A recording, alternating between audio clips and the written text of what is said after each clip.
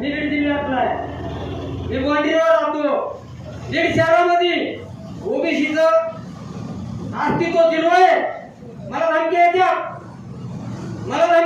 तुला बीड शहरात राहायचंय का? पण मी आज जाहीर सांगतो बीड शहरामध्ये भाई सीताराम बडे आयुष्यभर राहील. मला अडवणारा किंवा मला बीड शहरात मी हाके साहेबांचा पोस्ट शेअर करतो म्हणून मला येणारे कॉल, मला येणाऱ्या धमक्या माझ्या त्या मोबाईल मध्ये आहेत बघा. त्या मोबाईल मध्ये आहेत बघा. मी कुठल्याही ओपन समाजाला भीत नाही, आयुष्यभर भेटणार नाही.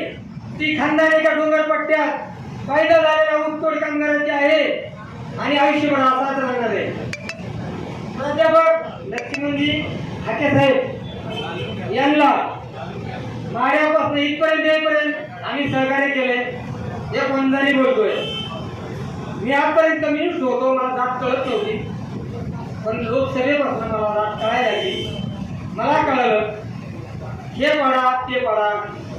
अहो मी ओपन सांगतो, जरांगे पाटील 6व्या दिवसात शिव्या देत होते लोकांना.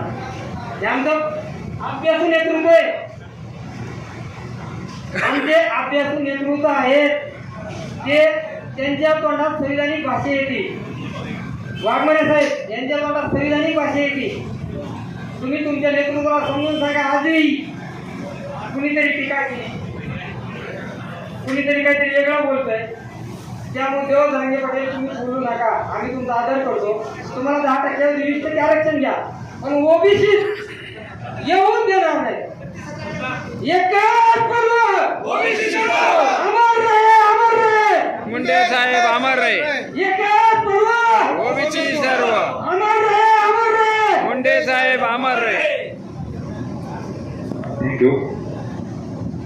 ज्यांना कोणाला बोलायचं असेल ते समोर या.